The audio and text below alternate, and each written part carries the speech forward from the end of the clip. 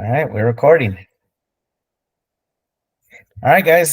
Thank you for joining. Everyone out there, thank you for tuning in. Myself, we got Manny Jimenez here. Tim Lewis over in Colorado. We got Cody Williams down in Temecula. Welcome, guys. Thank you. Again, we're going to start another year. Try this off again with the podcast just strictly related about fantasy football, specifically our league of record, how we're targeting players, what we're looking at, things that are helping us, maybe help your team as you make evaluations as you go through the week, go through your season. And hopefully we can provide you some advice and some maybe things you didn't think about when you go through, your weekly acquisitions and your weekly pain points that you're dealing with when it comes to the waiver wire. But to kick it off here, we'll kind of start, just how the week played out, and we'll go backwards here, right? Starting with yesterday's game. Monday night was a wild scene, huge fantasy implications. We all know what happened to Aaron Rodgers. Horrible situation with his ankle. Done for the season, maybe done for his career. I'll let you guys, weigh in on that. What do you think he's coming back or not? You see me, I got my Rodgers shirt on here. Yeah, it's been a long road as a Packer fan, loving him, sometimes not loving him, but you don't wish this upon him. It's a unfortunate tragedy, but it definitely hurts my fantasy outlook as I have Garrett Wilson. So we'll talk about that. I got Zach now, Zach Wilson to look forward to. So wonderful opportunities there. But what did you guys think of last night's game and some insights, and maybe on the other side of the ball, talk about that, and the other side of the other team, see what happened with the Bills there. Well, from my perspective, I was losing by about 20 points with Josh Allen there to save me, my third-round quarterback, and going against Aaron Rodgers was who the other guy had. And so it felt impossible. And then Rodgers is, carted off the field. It was like, is there hope? Is there a miracle here? Allen just needs 20 points. Here we go. He goes, has a rough time against that defense, and wow, that Jets defense looked really good. But at halftime, it looked doable. I only needed about 10 more. And then Josh Allen, just from a fantasy perspective and a team perspective, just fell apart. Couldn't get the ball out to his guys, was trying to run and just getting sacked behind the line of scrimmage. All they really had to do was run the ball and not turn it over, and they would win that game with Zach Wilson on the other side. And he just couldn't do it. He couldn't help it. Some of those passes that were intercepted, nowhere near his receivers. So it was really disappointing. Of course, I ended up losing, had the lowest score of the entire league. I don't really have much else to say besides that. Josh Allen, better days ahead. I think it was his worst fantasy day in almost his career since his rookie season. So I'm only looking up from here. Yeah, that was a rough night for him, and especially in our league where, if a quarterback gets sacked, loses a fumble, that's minus 4 points, I think, altogether. Correct. So with all those turnovers, you just didn't have a chance. But yeah, it's just weird, like the air completely goes out of the stadium and the entire game when Aaron Rodgers gets hurt. I turned it on.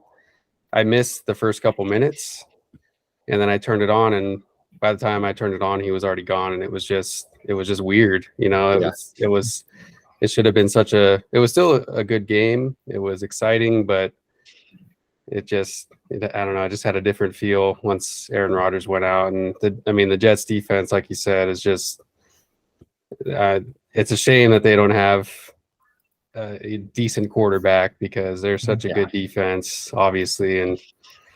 But on the bright side, Breece Hall looked pretty good coming off a torn ACL.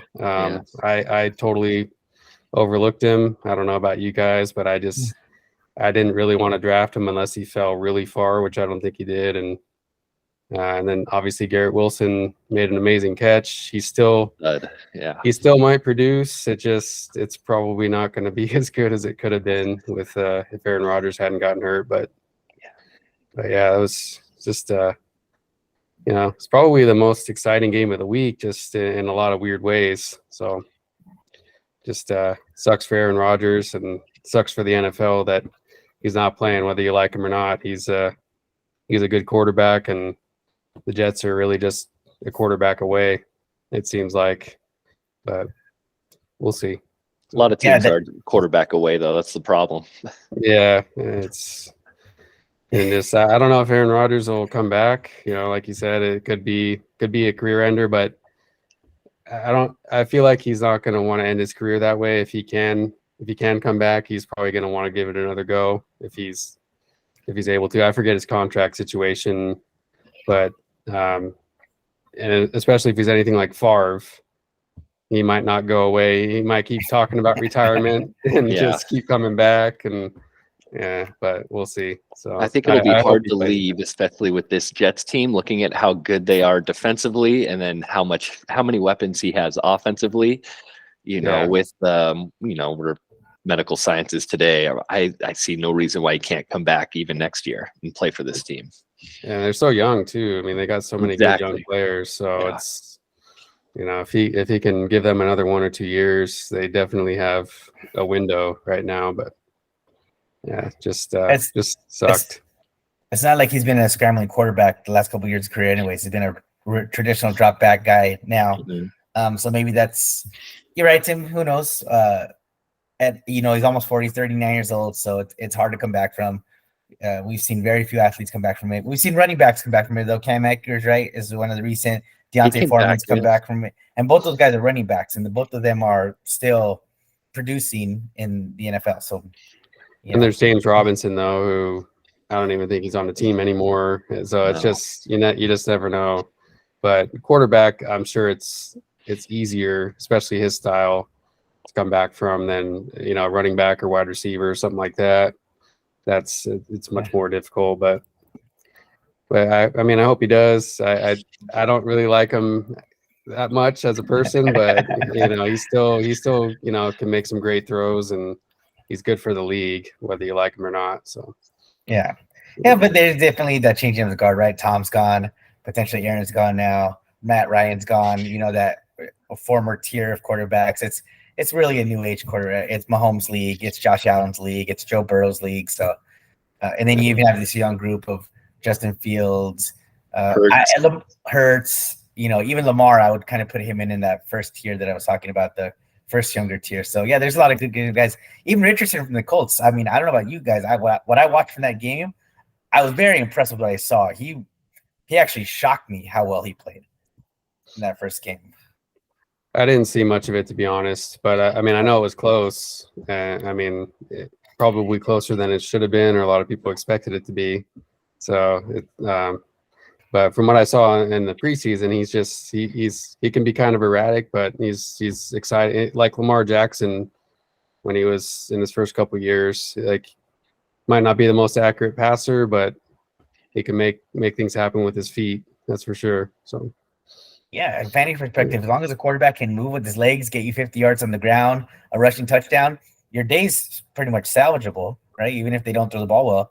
So yeah, 100%. And he's always going to be their goal line back, it seems, with how big and athletic he is. Just any time he's inside the 15, you got to be ready to watch, because he could just run it in, run over a couple DBs, a safety, and then just get into the end zone, and boom, there's 6 points plus for you. Yeah, he's pretty big. I don't know if he's not as big as Cam Newton, but he's maybe, what is he, 6'4", 220 or something like that. So yeah, that's what I saw when I watched him on Sunday. I was like, oh, this is like a Cam Newton light. That's how I saw him, but not that light. Yeah, exactly. So yeah, Cam Newton also not the greatest passer ever, but still didn't matter. Fantasy relevant, Yeah, and he could take over games. So yeah. You brought up Breece Hall, Tim and Cody, both of you guys. Breece was definitely the shining light of this game. Romo got great value getting him where he got him. It's very impressive. I mean, when he blew out of the cannon for that 80-yard run, I think if he was fully healthy, he'd probably take that to the house. I don't think he's done an 80-yard run even at practice. So it was good to see him not get hurt and do that. But yeah, I think the Jets are going to rely heavily on the run. Now the Cooks is there. Cook will be able to give him some breathing space there. I don't think they'll throw the full load to him right away, but I could definitely see halfway through the season, as long as Breece is moving along, progressing through his health protocol, I think he'll be definitely the lead back without a doubt on that team. He's even on his other runs, he looked good. I mean, he had that 80-yard run where I think he ran out of gas a little bit at the end. But I mean, he was cutting fine, and he looked better than Dalvin Cook. That's for sure. Oh yeah. Oh yeah. Oh It yeah. should be interesting to see how they handle it because they are a team who's got their sights set on the Super Bowl. And now that they've lost their quarterback, they're going to have to rely on the run more. If he keeps looking this good, they're going to keep toying with giving him 20 plus carries every game because that's going to be their best weapon. Yeah. Aside from Zach Wilson just closing his eyes and throwing it to Garrett Wilson. I mean, those are the two choices they're going to have here. That's true. That's true. Yeah. So let's run this down, game by day. We'll actually go through the studs for each game. So Cody, you're in your week versus Edgar. You talked about your team not having.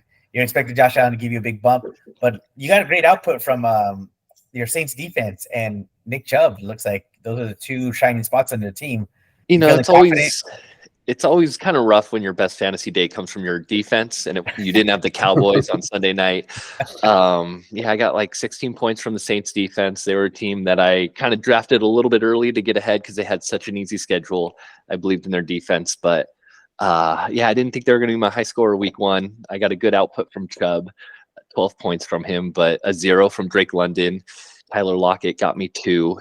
I drafted Mark Andrews in the 4th, which I felt like good value. Andrews, other places was 2nd round, 3rd round. Here he is in the 4th. Like, oh, the skies are opening up, and a quadricep injury. So I get 0 from my tight end. And then we talked about Josh Allen. So I think looking at my team, I still like my roster. I still feel like I got depth. A lot of guys just happen to have their worst week of the year all in week one. A lot of the offenses look rough. Looking across the league, it doesn't look like everyone scored 100 points, and here I was with 55. All the scores were kind of low 70s, some in the 80s. Tim will get to eventually, which whatever. But him aside, everyone else was kind of still underperforming compared to years past. So I still feel good about my team, feel good about my depth. It's just I just happened that everyone's worst week of the year was week one, and so from here we're gonna have like a players only discussion. I'm gonna let them talk it out in the locker room, and then we're only gonna go up from here. Yeah, there you go. Yeah. On the other side of the fence for you, Edgar.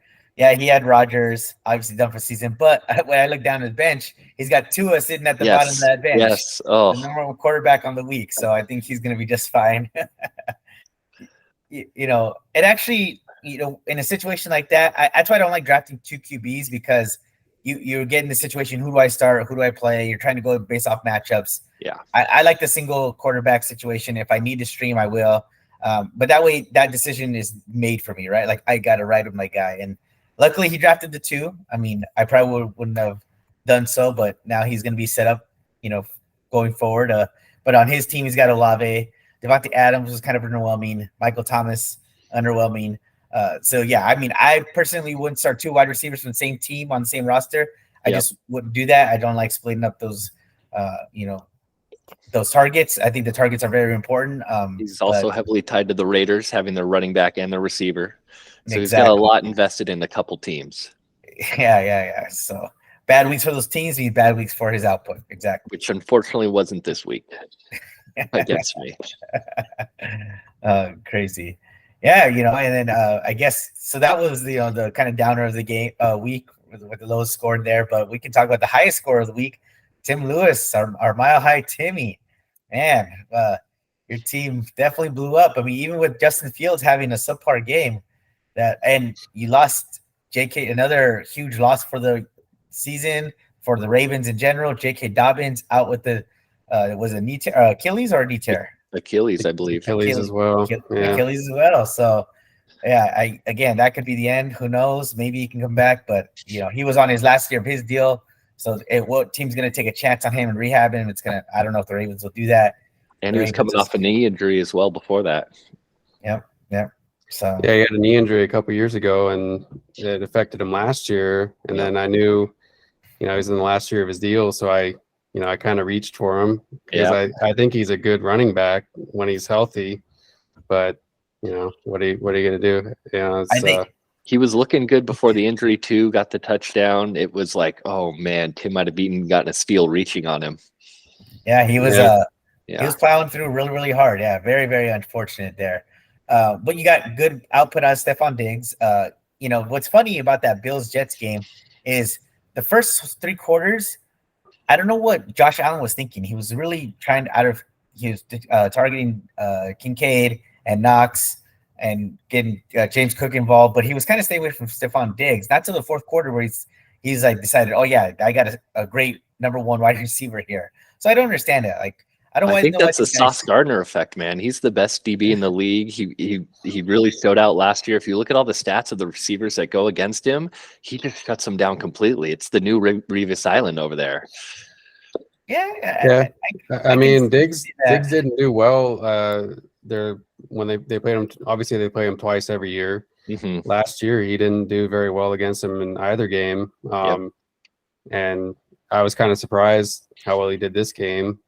But I think Allen, at least one of Allen's interceptions was forcing the ball to him in double coverage, maybe more than one. I know at least one of them was. It might have been the last one, but yeah, I mean, Diggs is good. Obviously, anyone who had Tyreek Hill this week probably won. But that's a way to pump the chest right there, Tim. So speaking of who had Tyreek Hill, Tim had the number 1 player of the week in fantasy wise with a huge 37 points. Tyreek with a monster game. So were you watching that game, Tim? You being the resident Chargers fan? How do you feel having that happen for your team, but also against your team? It's very bittersweet. You're watching it like we were single covering him all game. I don't know. We don't have anyone who can cover him. No one can really cover him one-on-one, let alone anyone on the Chargers.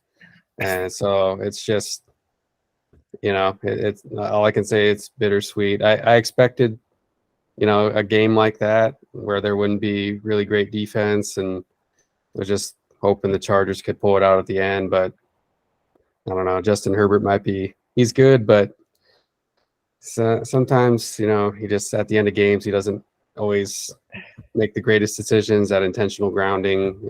But yeah, Tyreek is just. He's just so hard to cover. He can run all the routes so quick. No one can keep up with him. And if they get protection, he's going to be open all day long. I mean, 15 targets, all right. So he's easily the fastest guy in the NFL. And you're going to tell the fastest guy in the NFL, I'm going to throw the ball to you at minimum 15 times. You know damn well he's going to run as fast as he can around that field because he knows the ball's coming his way. 11 balls caught, what was his average yards per catch? Was like 20, almost 20 yards per catch. Over 20. Yeah. Over 20. Yeah, it was. Well, what do you have? 11 catches? Or was it 10 or 11? Yeah. 11. So just under 20. Yeah. Just under 20. Yeah. 19 and a half, something like that. Crazy. So, yeah, monster. We talked about Tim on Sunday. Is he just unguardable? Maybe. He might be the most unguardable guy in the league right now. I don't think the Chargers had a good game plan. I also put into effect that this is Miami playing in the second season with the same system, same coach. They really understand the playbook now. You can see that Tua understands the playbook. He looked so comfortable. And then what you've seen on the Chargers side with Herbert, my quarterback that I drafted, I felt like I got great value there where I got him in the 4th round, was he looks like he's still learning. He's like trying to understand that Kellen Moore playbook. It's, the Kellen Moore playbook's unique. It's good. It's a fast offense, but it does rely heavily on the run, which you saw a lot of run from Eckler and Josh Kelly both. And I'll talk about Josh Kelly later in the waiver wire segment. But, I mean, you definitely saw that, right? The Cowboys had always been that 2-headed monster. No matter what's back there, you saw that this week from the Chargers. So it seems like that same game plan has flown through to the Chargers. Herbert's going to have to learn to play that. I think Herbert's way more talented than the Dak was, and I think the weapons are better than he has. So, Donald Parham, surprise tight end. Everybody had Jared Everett having a decent game, and he caught 1 ball. I think 2 catches. Well, Donald Parham is like 6'8", so he's he's a big target to throw to. But he's slow, and he's never going to be a great tight end. But at the goal line, you can just throw it up to him, and But I think there's going to be better days ahead for the passing game. But I definitely like seeing they ran for over 200 yards, which last year they had. I think it was bottom 5, maybe bottom 3 rush offense. So that was good to see. But yeah, just would have liked a little bit more from the passing game too. So especially with Tua lighting it up on the other side. So. Oh yeah. So if you imagine the Tua Hill stack, woo, you had a good week. I would love to see team scores who had that stack going on. That won some DraftKings contests, I'm sure. Oh, for sure. So that beat me in DSF because I was winning my late game. We have our little DSF going, Tim, and sure enough, the guy I played, another guy named Matt I know, he had Tua who balled out, and that was the disaster for me. I was like, he took my lunch money. That's his squad's name. Yeah. Oh man. So yeah, we'll talk about another game here. Romo versus Angel. Angel having Lamar Jackson, who had a dud of a game. The quarterbacks this week, were crazy. So you're right, Cody. Joe Burrow was terrible. Josh Allen terrible. Jalen Hurts very underwhelming. Lamar was terrible. Fields was terrible. I don't even say terrible, just not very good. So is it a product of these guys not playing the preseason? You think they just take a couple games to get with it, or what is it? Just defenses are keying in on these guys. I think I would give a lot more credit to the defenses. It seems like in the NFL, kind of, going back, through history of the NFL, it kind of ebbs and flows in terms of the advantages of like offense will kind of, take over an era, and then the defense following. And it seems like, at least in the beginning here, the defenses looked really good and made a lot of these quarterbacks kind of struggle. And a lot of the problems too kind of started with the offensive line. So I think there's a lot of really solid defenses, starting with the defensive fronts that are forcing these quarterbacks to become uncomfortable, doing things they don't like to do. Some of the connections between quarterback and receiver weren't quite there. A lot of Fields' problems, everything was just super short, which let the Packers kind of play up on him. And what was his average depth of target was like 2.5 yards or something, which for Fields, you want him to throw downfield, and it just wasn't happening. A lot of passes to running backs and receiver screens, things of that nature. Looking at, like you mentioned, Burrow, the Browns just dominated up front. Myles Garrett looked like a beast up there. Even Pickett, who was like the star of the preseason against the 49ers defense, just looked scared out there. And besides that 1-2-minute drill that he had before halftime, that offense didn't do anything. So I'll be curious to see if things kind of bounce back. And maybe you're right. Maybe it's not enough preseason, not enough training camp time together.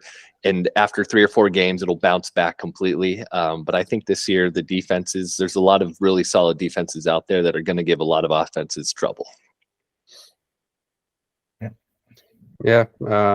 And like with some of them, I definitely think it was just lack of playing time. Like Joe Burrow always struggles against the Browns, and he didn't play. I mean, he hasn't even really practiced much because he's had that calf injury. So, and the weather was terrible. The field conditions were terrible. So, I mean, the Browns offense didn't really do a whole lot. I mean, they ended up scoring a lot of points, but I think it's just because the Bengals could do nothing. So they had the ball so much, it was like inevitable that someone had to score some points at some point. But, and then, with the Ravens against the Texans, they got a new coach, new coaching system. They got DeMeco Ryans, who's, he was the 49ers defensive coordinator for years. And so in their defense, I think, they haven't been great, but they had a pretty good pass defense last year. I think they're probably a little bit better this year with a new coach. And the Packers defense is, I think, always underrated the last few years. They have a lot of really good players. But Justin Fields only had, I want to say, 5 or fewer passes that went over 10 yards, which is, it's like I can't even wrap my head around that. But, and then Jalen Hurts against the Patriots. The Patriots always seem to have a good defense, underrated as well. So it's just week 1. Last year, week 1 was very weird. Another weird week 1, but after first few weeks, I think we'll figure out kind of who's for real and who's not. So I'm looking at the stat. Week 1 for this week was just over 55 touchdowns for the week, as far as week 1 goes in total games. Last year and the year before both were in the 80s. So that was 30 touchdowns drop off from the Yeah. previous 2 years to this year. So, and you saw it. You definitely saw it. I mean, all the star quarterbacks were just not on par. Didn't play up to their the caliber. morning games. So many, like by halftime, so many teams only had single-digit points. Yeah, it was crazy. Some of the lowest halftime scores I've ever. It was like maybe 2 or 3 teams had 10 or more points out of however many. There's usually 8 games or so in the morning at least, and yeah, it's very weird. But yeah, I think it's just kind of an anomaly, but we'll see. So. Yeah, but in that Romo Angel game, Romo had Jamar Chase, who didn't have a great game. Deontay Johnson, he lost him for at least a few weeks here. He has Lawrence and ETN, both great picks. They both played very, very well. So, and he had the Brees Hall, so he ended up doing that. But Angel had DK Metcalf, who had a good game. Brian Robinson, Justin Jefferson, and Calvin Ridley. I think Calvin Ridley was probably a surprise receiver this entire week for where people got him, because he hasn't played football for 2 years. We haven't seen the guy, basically the issues that he had from Atlanta and what happened and with the gambling situation. So no one really knew what to expect from him. Was he going to be old and slow, or was he going to come back and be Calvin Ridley? Well, I think we got our answer. He looked pretty damn good. Yeah. He looked well rested after his 2 years off. Christian Kirk was invisible. So, I mean, like it's week 1, who knows, but yeah, he looks like, at this point, looks like a steal. I don't remember exactly where he got drafted, but whatever it was is probably a pretty good pick. So yeah, Angel drafted him 24th overall in the second round. So Angel reached up for him. Big time. Yeah. He believed. And He it also benefited Angel that Romo, for some reason, bought into the Miami defense hype, and I think they got him -2, -3 points. And so in a close matchup like that, with other defenses scoring really well, that's going to turn it for you. Yeah, but I wouldn't give up so easy on the Miami defense. I think they went up against a very good offense, or again, weapons. I believe in Herbert. I know Tim is the resident Chargers, break my heart type of guy. Like, they've done it over and over again, but I do believe in Herbert. And even in his, I would consider this not a great game, and he still put up almost 20 points for me. Gave me 19 points. I'll take that. If that's your bad game, sign me up. Don't get me wrong. I like him. I'm just, I'll be critical though, and that at the end of the game, that intentional grounding, like I said, was just like, what are you doing? That's really what killed their chance ultimately. So, but he's definitely, I mean, he's got such a good arm. He can make any throw. It's just I was hoping they would get Quentin Johnston a little bit more involved, like try to get some deep shots, but they never really pushed the ball downfield much. So I don't know, maybe they're starting slow and they'll open up the playbook more as the season goes on. We'll see. So, because he didn't play in the preseason either.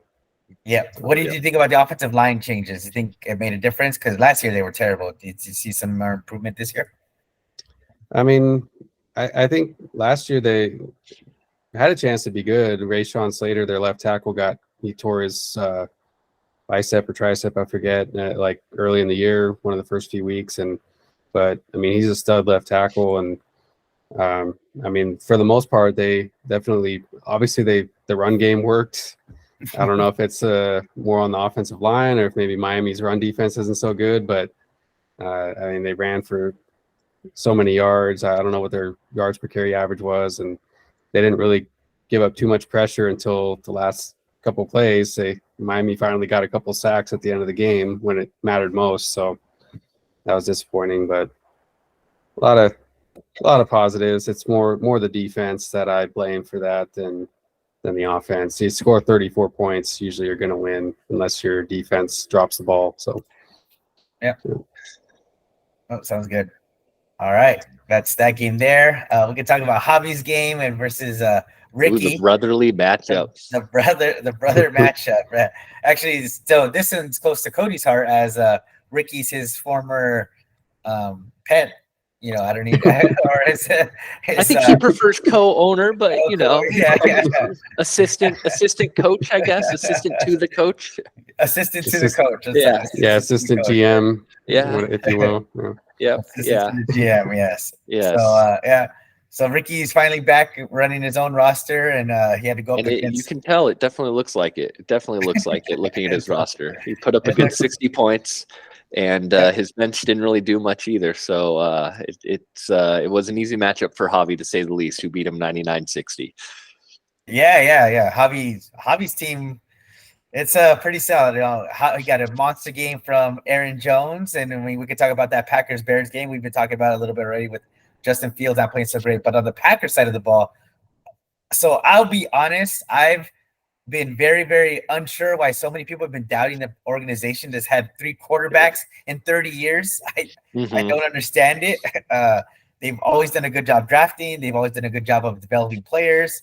What did Jordan Love do? Come out in his first start, 260 yards, 3 touchdowns. It's par for the course with the Packers. It's what they do. I didn't understand it. Like you said, you noted, Tim, their defense has always been very underrated. As long as they get serviceable play out of the quarterbacks, their backfield's always very good. Aaron Jones, unfortunately, got the hamstring injury now, but he looked phenomenal, right? And then Javi was a great draft pick there. Hopefully he comes back soon. But the Packers are going to – I don't understand the big drop-off that people thought they were going to see. It really didn't make any sense to me. And do I think the division's still up for grabs with the Lions being much improved? Of course. But the Packers definitely are not going to just roll over and be like, oh, we're in a rebuilding year. They don't do that, especially with this coach. I love Matt LaFleur. I think he has a great job when it comes to game planning. Yeah, I think, I mean, I wasn't too surprised based on what I saw in the preseason, at least. Obviously, preseason is not always the best way to judge a team, like the Steelers, for example, although they played the 49ers, which is, like Cody's mentioned in our chat, probably the best defense in the league. But, I mean, Kenny Pickett did not look anything like he did in the preseason. But he was just waiting for the backups to come on the field. But Jordan Love in the preseason looked pretty sharp, and like you said, I think they probably knew what they were doing with letting Aaron Rodgers go. And, there's a lot of young receivers there that he can grow with. And still, Aaron Jones is one of the best running backs, probably most underrated running back. When he's on the field, he's always seems to be dealing with some little injuries here and there. But if he doesn't miss too much time, the Packers should be very tough this year. I don't see why not, especially when they get Christian Watson back. And so, Romeo Dobbs was playing basically on one leg, and he performed very well. Or Christian Watson's comes back, I think that's going to be a dynamic wide receiving core that people are not going to really be ready for, right? That's going to be that. I see them as that breakout wide receiving core that you see every year, right? And I think Baltimore might have that same situation with Bateman and Zay Flowers, that core that's just going to be like, whoa, going to blow people out of the water as soon as Lamar starts throwing the ball down the field. But yeah. Love has a big arm. I mean, he has a huge arm, so he can throw some deep shots at Watson all day. So should be fun to watch. So. Yeah, it should be.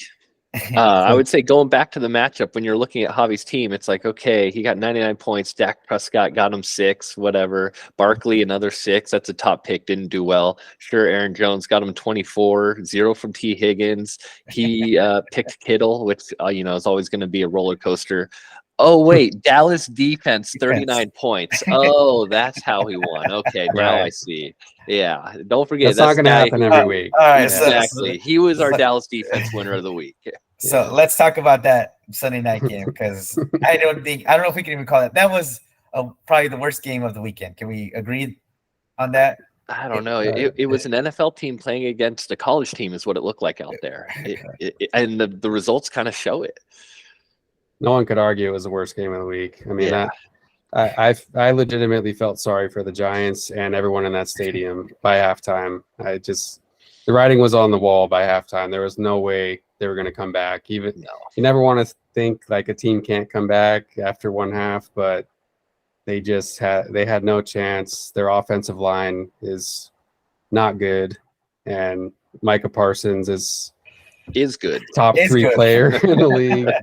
Not to mention that, I mean, they got Stephon Gilmore now. Stephon Gilmore. Diggs looked like a monster. He looked. Daniel Jones looked at his side every time and was like, "No, I cannot throw that way." and then he'd go to turn and run, and he was getting hit. It was wild. Yeah. I don't know why they left Daniel Jones as long as they did. I was like, when are they going to pull this guy? I think they were punishing him for how bad he was. Like, you got to stay out there.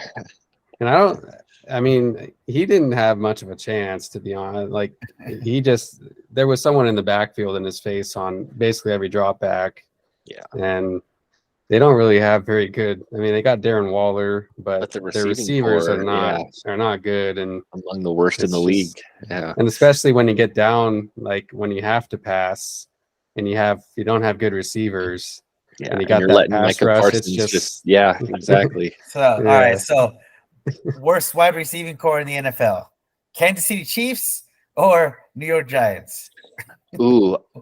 Mahomes can help make the Chiefs receivers look better, so I still have to go with the Giants. I still have to go with the Giants. All right, no, here we go. Both teams have Jared Goff as their quarterback. Which wide receiving core is the worst? I think I'm still going with the Giants as the worst. I'll take some of those KC guys over them. I at least believe in some of their talent. Maybe Tony's not just going to hand the ball to DBs for a pick six every week. I still would take the Chiefs over them. Yeah, I gotta agree. Like Kadarius Toney has he had the worst game you can imagine probably for a wide receiver, but he's also one of those guys he hasn't practiced much. He's been dealing with injuries. I think the only reason he played was because Kelsey was out, and he just otherwise he might not have played, but he was so rusty. But he's at least shown, like, I think his first game as a Giant, it was against the Cowboys. He had like 10 catches and 180 yards or something like that. Oh yeah. And I mean, I still think he can bounce back, and the Giants don't have anyone like that. I mean, they drafted Jalen Hyatt, and he's supposed to be, potentially a good value pick, but otherwise they got a bunch of just nobodies basically. So it's Victor Cruz isn't coming through that door over there in New York. No. Yeah. So no, I'm with you guys. Consensus there. Even though Kansas City had that terrible outing and they just could not, like, they looked like they couldn't catch one ball, I believe that group will bounce back. Patrick Mahomes will force them to bounce back. The Giants are in a definitely much more precarious situation, which is going to have impact on Saquon, right? Because now the teams are going to know, well, we don't only have to guard Saquon, we're going to key in on him because Daniel Jones might be the most overpaid quarterback in the league right now. So, yeah, we'll see how that goes. I don't know. Russell Wilson still exists, so that's going to be tough. All right. Yeah. But second to last game here, we'll talk about my game versus Maverick. This was probably the second closest game after the game I'll talk about next being the closest of the two for the weekend. I barely pulled it off with a 3-point win over Alex's amazingly drafted team by an AI bot. Or another human. Depends on who you ask. So when we all ended the draft, we're like, wow, Alex, this team is incredible. This is amazing. We all know why he didn't show up now because he had someone else draft that team for him. So, but he got Christian McCaffrey from right before you did, Cody, and he's got Patrick Mahomes and Christian McCaffrey on his team. That's a pretty good 1-2 punch right there. And he's got the 49er defense as well. Don't forget them down there getting him 14 points. Oh, yeah. So easily that's 75 points right off the top with those three potential starts. I'm not sold on his wide running back core after McCaffrey. I think Isaiah Pacheco and DeAndre Swift are that's rough stuff. And on his bench, he has McKinnon, so he's really banking on one of those two Chiefs to really bring it home for him. Yeah, so I never pick the right one on a given week. Probably. No. I saw CEH out there. I didn't know he's still in the league. What happened? Started the game. That was wild. I know. Yeah. So definitely no depth at the running back position, even though he's top heavy with Christian McCaffrey. Wide receivers, Keenan Allen, Jalen Waddle. That's going to be well for him. He's got Hawkinson and Sam Laporta at tight end position. I think those are two outstanding tight ends to have on your roster. You can only play one, though. You got to decide which you're going to use. But I would say Sam Laporta, rookie tight ends usually don't perform. He was outstanding on that first game Thursday night. I was watching like, oh, this guy is going to be good. He looked like Yeah. TJ Hawkinson when he was with the Lions, right, on his first season. So Yeah, he doesn't have much competition either. I mean, and they they don't have they need a second guy to catch passes. They have St. Brown, and then I guess it's going to be I don't- Gibbs and Laporta, a little combination of both. Yeah, exactly. we can hope. Hopefully, David Montgomery doesn't play 75% of the snaps every game this year. I don't think he will, but who knows? He should. But Manny No, was he shouldn't. mentioning Edgar having two quarterbacks, which is not, a strategy he buys into. And here Alex has two tight ends, which is something, even more rare. You don't usually see the double tight end, hook up Our there. benches are so shallow. You can't afford to have a second quarterback or tight end. Yeah. No. No, you want to keep those skill players on your bench. Exactly. That's always been my strategy.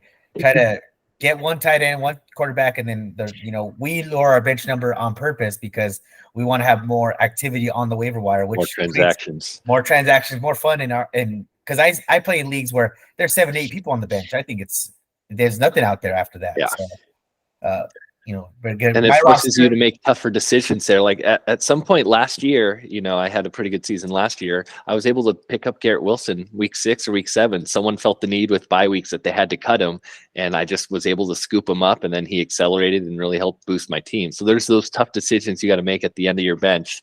Do I, with the bye weeks, do I cut Garrett Wilson, rookie receiver? He's had a couple down games. I guess so, in order to pick up this guy to fill a spot.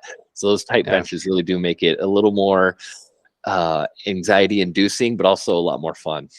Yeah. I love the transactions in our league. It really makes it move. It drives this league for sure. Justin Herbert, my roster, and Tony Pollard, 2 guys, 19 points apiece, played big. Kenneth Walker as my RB2. Not a big game. The Rams came out and smacked the crap out of the Seahawks, which I did not see. I expect that at all. The way the game started, I thought the Seahawks were going to just steamroll them, but the Rams running game was impressive. I mean, Kyron Williams, whoa. And even the passing game. So we're going to talk about all Tim's. around offense. Yeah. And it's funny. A lot of people were kind of saying that the Rams were going to tank this season for Caleb Williams. And I didn't see that at all. They came out punching. The rest of my roster, Raheem Mostert, I love him as my flex. I think Miami's going to be in high scoring affairs like they are. And then they're going to be pounding the ball in that second half. So I think, I got Raheem Mostert and Devon Achane on the bench because I love the fact that Achane's going to take over that backfield halfway through the season. So I'm banking on. But of course, my wide receiver 1, Garrett Wilson. Rodgers breaking. Yeah. As soon as I saw the news that same like you, Tim, I had just got back from my son's soccer practice. I turn on the TV and I see Zach Wilson in the game. Like, what is going on here? I felt like I was watching a game last year. So I thought it was a replay. But Garrett Wilson still is the reason he won. So he is the reason I won. So I was down by 7 points going into the game. It was 93 to 86, and I was down. I was like, man, I need a touchdown from this guy to win it. He got that grab was the catch of the weekend. Can we all agree that it was not? Or it was? It was a defensive play of the weekend and then catch of the weekend there, all in the same. Yeah, I thought Tyreek Hill might have had to catch a second touchdown where he was. I still don't know how he caught it, where he was perfectly covered. Tua put that ball so perfectly though, just it was right a over the great DB's pass. shoulder. Yeah, but then that Garrett Wilson catch. He stole an interception. It was an interception. Oh, yeah. He stole away. He tipped it to himself. The defender. Yeah. I haven't seen a catch like that. There was the Beckham catch in his rookie year, which is probably the best catch I think I've ever seen. But still, that was right up there with it. That was pretty crazy. That was such a low percentage. Possibly, I don't know what the next gen percentage would be on that 0.001%. Negative 0.05%. Yeah, it was because it was going right in the DB's hands. That was the problem. It was like, oh my gosh, this is a pick in the end zone, and that would have tip it away to deflect it away from him and then catch it. It's just like the concentration is just phenomenal. Yeah. So I still hold out some hope. We'll see if they make some moves. There's some quarterbacks out there. Matt Ryan's out there. Nick Foles. Wentz is out there. You know, I don't know what they're gonna But do. all those options, like, it sounds weird, it sounds gross when you say it, but they're all better than Zach Wilson. So, they're all improvements if they were to sign today. Yep. Yeah. And then rounding out with Jahan Dotson and Higbee, they got me 4 or 5 points respectively. Jaguars defense, that was my start. I didn't draft them. I drafted the Browns defense, which actually played great against the Browns or Bengals, but you didn't see that in the scoreline. But what I saw in the Jags was the potential for sacks and some picks, which they got against Anthony Richardson. But even though Richardson's had a good game, Jags defense were able to make those skill plays to get some good points. So I was happy with that start. And I think the Jags defense overall looked much improved. I think they finally can get a little bit of pass rush. I think their DBs, the division's not that tough, right? I mean, the AFC South, they're going to be going up against another rookie quarterback in the Texans coming up here. Mm-hmm. So, that division is very, very easy for Jacksonville to be ahead by a lot. I always expect them to be ahead by a lot, which then their defensive line will be able to tee off on QBs, and their DBs will make a lot of picks. So that's what I'm banking on there. But so I pulled out that W and with the 93-9 score win. But the last game of the week, Big Kahuna Rob versus Santa Fe Spring Swap Meet. My goodness. Rob, I don't even know where to start with the guy. I've never seen such bad luck in my life. It's curse. Incredible. Voodoo doll curse. So just some context for the people out there. We have a voodoo doll, and this is about maybe 6-7 seasons ago. Now, Rob made this voodoo doll for Carlos. I don't know why he thought it would be funny to do so. He put his face on it. It's got fake candles. It talks in the middle of the night. I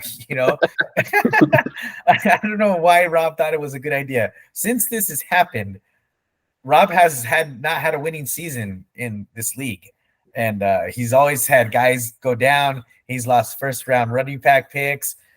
It's just so really, really tough for me to watch. I root for the guy, and so when I see this week he loses his number one pick, his number one tight end. Travis Kelce goes down. It's like, oh my goodness, are you kidding me? Days before their first game. Incredible. So what does he do? He doesn't start a tight end. He says, the hell with it.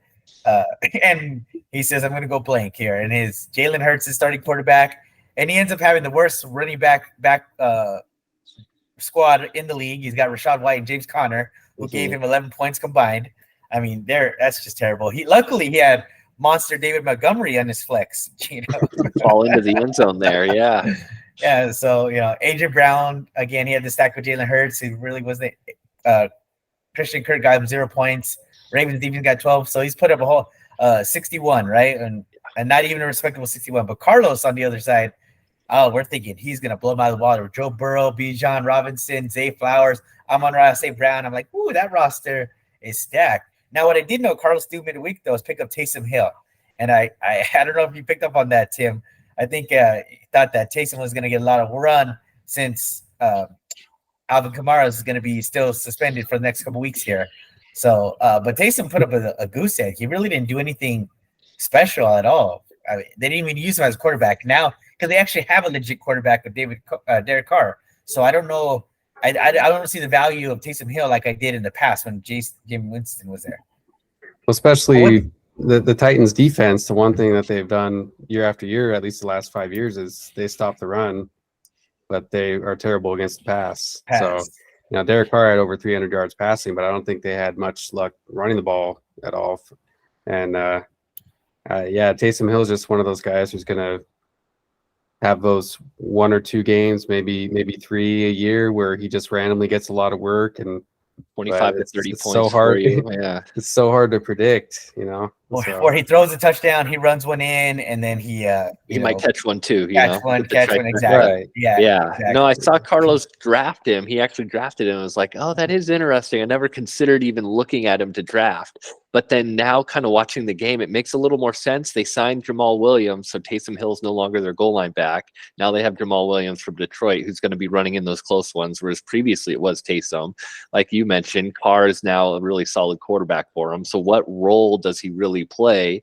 They also have Troutman there as an actual tight end, so he's just kind of stuck. Is he a great special teams player? He's just in no man's land now, just making money. Yeah. He's a specialty player that you're, like you said, Tim, banking on 2-3 games where he blows up. I don't know if that's worth the value to me.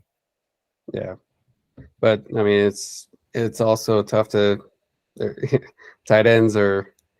There's basically Travis Kelce and everyone. I mean, Mark Andrews is good, definitely high second tier when he plays, but other than that, there's not a lot to go around nowadays. It's not like back when there was Antonio Gates and Jimmy Graham and Tony Gonzalez and you can start listing Gronk. They're now it's you either get one of the top ones or you just take a chance on the late round guy. So it's can't blame him too much, but it's just that's Taysom Hill's stat. It's a bunch of zeros and then 30 and then 0 again, and there's not much in between for him. So so that's a good segue into our waiver wires for the week, right? We'll talk about who's people you should be targeting by position, and we'll kind of end this show off here.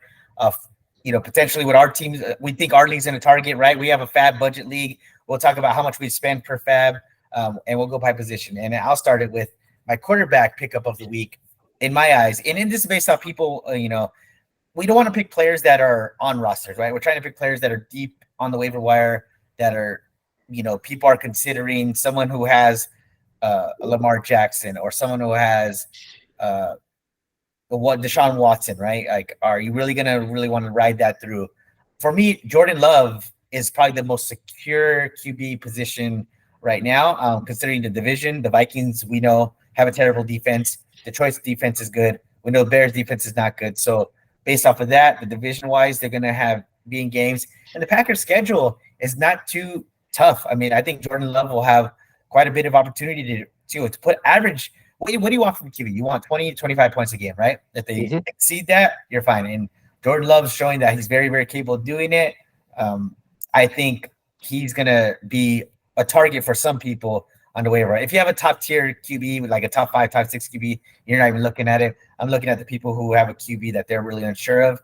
He'd be one of the ones I would potentially target if I was not carrying a top target QB to stream this week.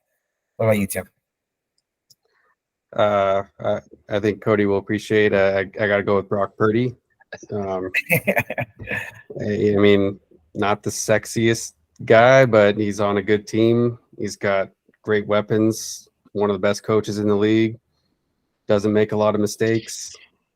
And I mean, I don't know what his final point total was against the Steelers. I'm sure it was somewhere 20 to 25 points. And it was a bit less. I think it was about 14 or 15. Was it really? Because there wasn't quite the touchdown output in the yardage. He only threw for about 200-ish yards, but had the 2 touchdowns to Ayuk. And then they run the ball first, Yeah, and that's kind of the, argument against him is, if a team can't hang with them, they're not going to be in a lot of high scoring games probably, but he's probably not going to get you negative points. Like, some like Josh Allen is obviously one of the best in the league, but he's also capable of having those games like he had last night where nothing goes right and he turns the ball over a bunch. And with Brock Purdy, you're probably going to get somewhere between 10 to 20 points, maybe not much more than that, but if you got a good roster otherwise, then he's a good option just to get you enough points to get you some wins. So I had Ayuk on the bench, and I drafted Ayuk because I was really sold high on him. I love what his production is. I love how he runs routes. I love how tough he is. And I made a mistake of not starting him. It ended up not hurting me, but I'm starting him this week because Brock Purdy showed me that elbow is in good condition. I'm going with it. So, yeah. And that's just Ayuk, Samuel, Kittle, McCaffrey. Yeah. I mean, it's a nice bag. Yeah. It could be Samuel's week next week, who knows, but he's got plenty of then Kittle the week after. Around too. Yeah. Yeah. So what about you, Cody? For me, my pickup looking targeting guys. I was looking at the ESPN because that's where we have our league, and so I was targeting guys that were less than 50% owned in terms of the waiver wire pickup as like a benchmark.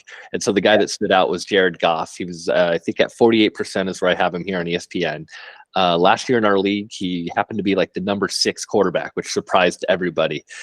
So in a league where he clearly has history with this team, he's returning. The team drafted Sam Laporta, the tight end that we seem to like. They drafted Gibbs, who's going to be a clear check down option for him. So he's got extra weapons now. So I think that would be a good pickup season long, since we're still in week 1. If he was 6, even if he finishes 7, 8, 9 in a 12-person league, that's going to be valuable for you. And his upcoming schedule is pretty easy. He gets Seattle, who Matt Stafford had his way with, and then Atlanta, and then he'll play Green Bay. So that'll be a first really good test for Goff. But the next couple of weeks are going to be pretty easy for him, and coming off 10 days rest, it should be a good week for him. Yeah. Still not sold on the number 2 wide receiver on the team, even though Josh Reynolds played pretty good. Amon-Ra is definitely the clear number 1. Oh, yeah. Very, very evident. But we'll see if Sam Laporta turns into anything. But, yeah, I mean, and if Jahmyr Gibbs, if they gave him some more run and let him catch some balls out of the backfield, that dude has the ability to take it to the house every time.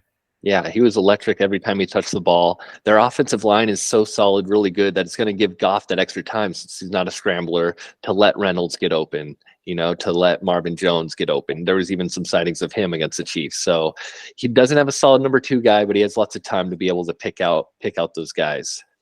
He's another guy who doesn't turn the ball over too. He's about to set the record for most completions without an interception.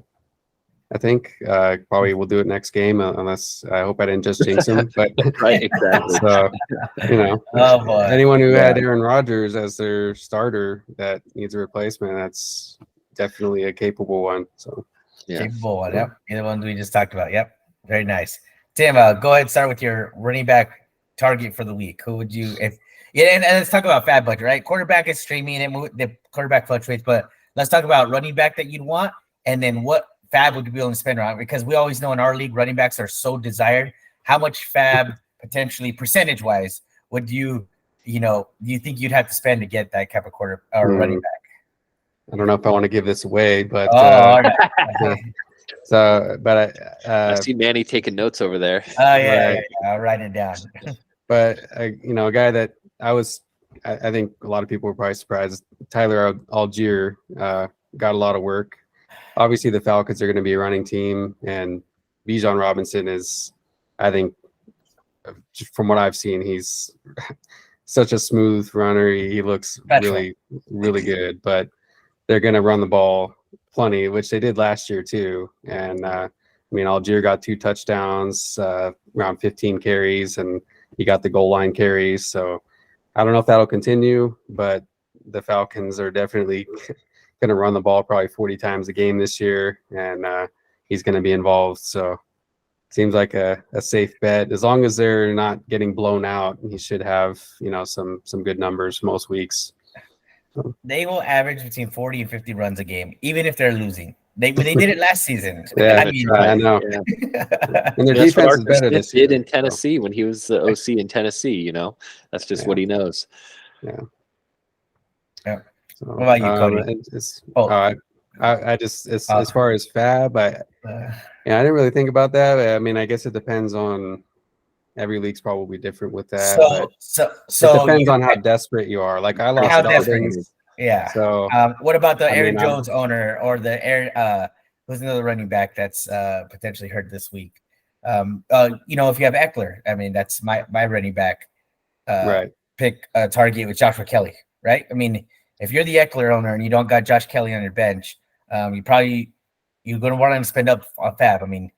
Am I talking 5 to 10% of your FAAB budget? Maybe. But what I saw for that offense, they're going to commit to running the ball, just like the Falcons are going to. So Joshua Kelly, in my opinion, is a very, very going to be a target for, this waiver wire night. And depending on how much people spend, people might spend up big time, might spend 30, 40% of their FAAB. It might be worth that value, but who knows? We don't know the extent of Eckler's injury, but we know that they are committed to running the ball there, just like the Falcons are. Yeah, and it's with Dobbins, there's not really a clear-cut guy right behind him who's going to take over. It could be Could be Justice Hill, it could be Gus Edwards, but with Right. Eckler and Aaron Jones, it might be 1 week. So do you want to spend a lot? I don't know, but with me and Dobbins, I'm gonna have to spend up probably for somebody. So Algier, maybe 5 to 10%, like you said, but it's not like he's taking over a backfield, so it's not like he's worth spending, 25% of your FAAB on or anything like that. So right, it's not like in a situation where, say, Cody had Jahmyr Gibbs, and Jahmyr Gibbs went down. We know he went down, and Montgomery was on the bench. Somebody's going to pay up, upwards of 30-40% of their FAAB potentially to get, right? That would be a situation where you'd see that, where clear cut number one is gone. But that's not the case. Even it wasn't even the case with the Ravens. I mean, right now, that backfield, you got Gordon coming back. Old man Gordon's coming back. You got the Gus bus. You got Justice Hill. So that backfield is so convoluted, just like Philly's backfield. I don't know who to go with there. So, what about you, Cody? Who's your running back target? For me, I was just going to take a shot with the Ravens backfield because of how successful they can be with the run. I put Justice Hill here. He was less than 1% owned, which is, obviously why, because J.K. Dobbins was about to be the man. And it started looking that way before his injury. But with Justice Hill, he got the 2 goal line carries and he scored on both of them from the 2-yard line. So they clearly trusted him, in that zone when it counted. He's also getting their pass catching down work, whereas Gus Bus is more kind of that first down, second down grinder. So Hill's getting the passing work and he's also getting the goal line carries. That would be a guy that I would trust to at least take a shot if you're trying to take a shot on one of these 2. If you want to consider Melvin Gordon as a third, one of these 3 guys, he was the guy I would take a shot with. I would be more conservative on the FAAB, closer to like 3 to 5%. You might not win it with that percentage. If you do, maybe you'll feel good about it. You'll have another option here at a pretty low price. But I wouldn't go crazy because it could be Gus Edwards next week and then Melvin Gordon the week after. So until it's a little more clear, I would still take a shot on him just because you could get that lottery ticket for a low price. Nice. Oh, good pick there. All right. We'll talk about wide receiver. I'll start this one off. Again, we talk about receivers that are not rostered heavily, that potential have a breakout. I see Rashid Rice on the Kansas City being that person, right? We talked about the wide receivers in Kansas City having a really, really terrible game. Kadarius Toney and Skyborn both played terrible. But Mahomes had faith in Rice. He threw that great touchdown to him. He only got a couple targets, but he got both the targets. And all the things I'd heard from camp, Mahomes really likes this kid. He's the one that brought him in. So I don't see why he's not going to get more opportunities down the road. So if for me, that Kansas City, I look at opportunity. And if, let's say Travis Kelce gets hurt again or something happens to him, they got to rely on that wide receiving core. Someone's got to break out from that. And I would take the shot in the dark on Rashid Rice for sure.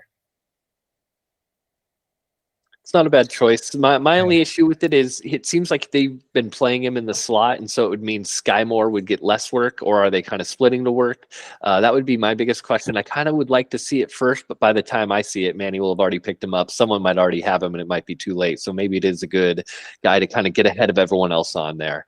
Yeah. Yeah, somebody's got to step up there at some point because, Sky Moore's had some chances already, and I haven't seen much from him.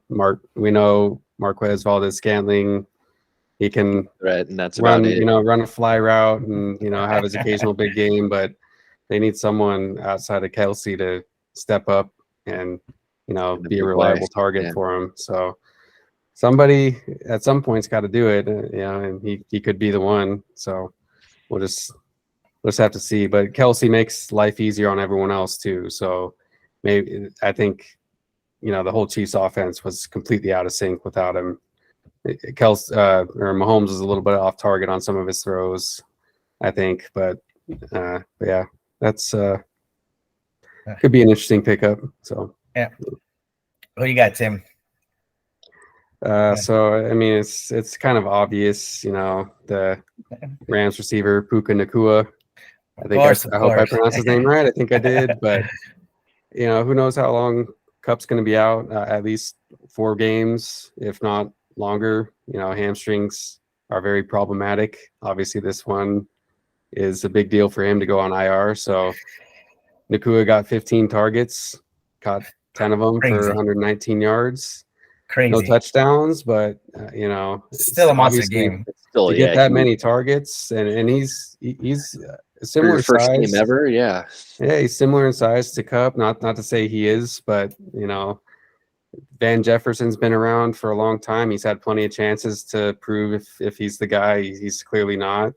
Clearly not. I've never been a believer in Van Jefferson. If he was going to be the guy, he would have done it already. Especially with Allen Robinson being there last season, it was perfect opportunity for Van Jefferson to shine, having such single coverage, and he couldn't do it.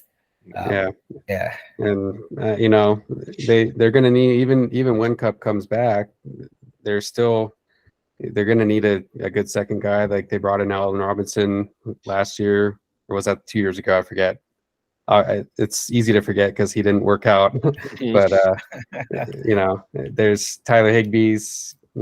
He's going to get his 5 catches a game or so, but he could still be a solid number 2 even when Cup is back. Maybe even be helped by Cup's presence on the field. So, yeah. Not a bad pick. It would be tough to play him next week against the league's best defense, but maybe for weeks 3 and beyond. I see someone spending 20-25% FAAB on him for sure. Just that performance alone, it's worthy of the dart throw in that way. I mean that's a lot of confidence from Matt Stafford, right? Yep. So, you trust him. All right. What about you, Cody? For me, I went with Zay Jones, and he's 29% owned in ESPN leagues, in a team that likes to pass over there with Doug Peterson with the Jaguars. Great quarterback in Trevor Lawrence. Last year, he was playing on the outside, and so he was getting a lot of the best DBs skated over towards him, guarding him. Now with Calvin Ridley there, Zay Jones is playing in the 2 receiver sets over Christian Kirk. Those DBs are shifting Ridley's way. He's going to get a lot of looks that he didn't get last year. He's going to be a lot more open than he was last year, just going against less talented DBs out there. So I liked him for a pickup. He was drafted behind Christian Kirk, who wasn't on the field all that much. I think Zay Jones would be a good pickup for a lot of people out there. Yeah. I definitely. Well, he was the second person I was targeting on that. I mean, he looked good, ran great routes. I don't think he's been in a situation where he's had a great opportunity. No, even with the Raiders when he had Carr, he started off well, but Carr just started targeting Devontae Adams all the time, even though Zay was having his games. But I think he's got an opportunity to do really, really well here, and in a good offense, right? So he was pretty consistent last year too, and so now he's got Ridley's proven to be a true number 1 in the past with Atlanta, and it looks that way now. So he's got, like Cody said, he's going to have some of the easier matchups, and anytime Ridley's not open, he's going to get looked at. I don't know what his stats were last year, but I know he caught a good amount of touchdowns and probably caught somewhere around 70 to 80 passes. So definitely good second, third wide receiver, depending on your league. Oh yeah, definitely flex consideration without a doubt for sure. Yeah. Tight end for me, it's Hunter Henry. It's the obvious choice. He was the number 1 tight end on the weekend. People don't realize that, but he was phenomenal. Saw Mac Jones play actually really, really well in that game for the Patriots. Hunter Henry is probably the top target. If you're looking to stream a tight end, it's a little obvious, I know, but nobody really drafted him. So depending on how much, you're probably going to have to spend 10 to 15% of your FAAB to get him in that situation. I didn't realize that was your pick too. So I agree. I concur. Yeah, and he's a former Charger. I kind of was bummed when they let him go, but he had some injury problems, but he's a solid. He followed Gates. It's a tough guy, tough act to follow, but he was pretty solid, and he's definitely the number 1 target for Mac in New England. So the problem is we overthink this, right? Belichick, what does he get? The best skill position on his team is tight end. We always forget this. Probably for the last 12 years, that's always been his best skill possession player is a tight end. Whether it's Gronk, whether it's the guy we don't talk about anymore, Hernandez, but I mean, he's always had excellent tight ends, and who is Hunter Henry. So we should just know automatically Hunter Henry's going to do well in that system because that's what they do. They don't draft wide receivers very well. That's for sure. No, definitely not. Yeah. What about you, Cody? For me, for tight end, I went with Hayden Hurst. He was 5% owned in the ESPN leagues, and so there with Carolina, rookie quarterback. A lot of times that safety blanket is the tight end. Carolina's offensive line did not look good. So poor Bryce Young just running for his life back there. So you're gonna look to throw to the bigger target there that's gonna be open within 5 yards. I think I had him down for 7 targets, which led the team, 5 catches led the team. And he did score their 1 touchdown. I think it was from the 4 or 5 yard line. So he's going to get those red zone looks. But the next highest target earner was Miles Sanders, who's their running back. So clearly what their plan has been is just throw to the running back, throw to the tight end, keep things short.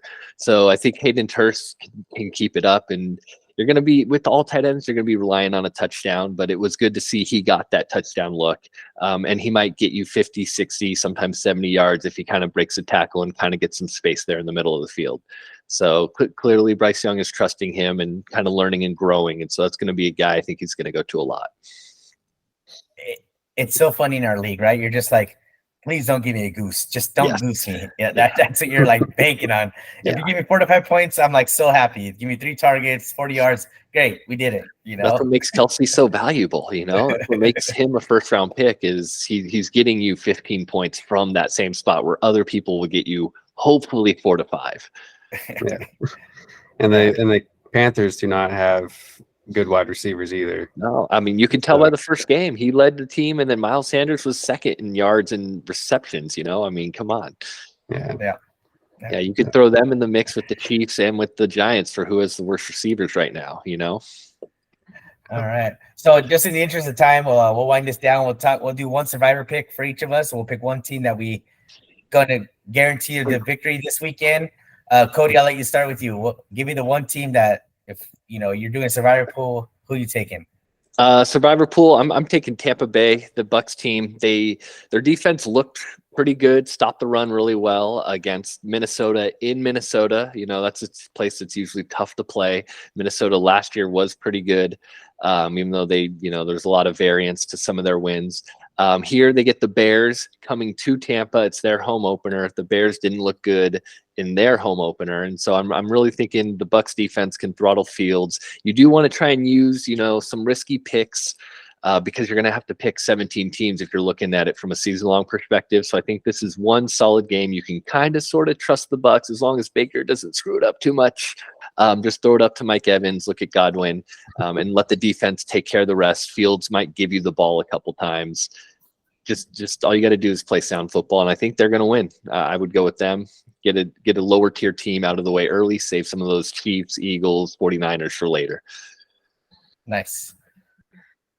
Yeah, there's some tough games this week. I mean, I'm looking at it again, and it's like there's some that are pretty obvious, and then some that are not. But I think, in the interest of picking a kind of risky team, I go with the Broncos.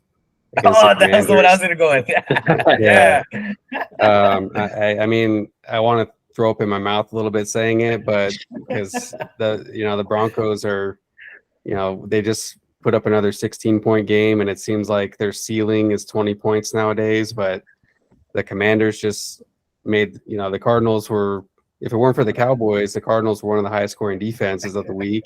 Yeah. And they're not as good as the Broncos defense. So I think the Broncos will probably hold the Commanders to, 10 points. And that should hopefully be enough for Russell Wilson to at least, put up more than that. 4 field goals, right? Yeah. 12-10 game. Right. That's all you need. Yeah. But yeah, I don't like it, but I'm semi-confident in that. So yeah. So same thing. If I'm gonna go on lines, that's gonna be a close game. That's gonna be a lower tier team that I want to get out of the way and save my higher tier teams for the season. I'm gonna look at this Colts Texans game. I'm taking Indianapolis on the road. I like divisional game. I loved what I saw at Anthony Richardson. I think I hate to. I'm going to throw my mouth too. Is Zach Moss coming back and maybe taking back the starting running back job at Indianapolis? But again, Richardson, what I saw, he has the goods. I don't believe in the Texans yet. Well, I think they're a growing team. Rookie quarterback versus rookie quarterback matchup. I definitely believe in Anthony Richardson more to get this done. He'll get his first W this weekend. He was so close to doing it, against the Jaguars. So we'll see what happens there. But that's the team I'd go for. That's going to be a sneaky pick right there. But yeah, good picks this week, guys. I like that. Taking big risk, not taking obvious ones. All right, guys. Well, thank you very much. We'll do this again next weekend, and hopefully everyone out there who watches, you get some of this advice and try to get those waiver pickups during the week, add those players that we talked about, and good luck this week. All right, guys. All right. See you next week. See ya. All right. See you guys. Bye. Good luck. Later. Bye.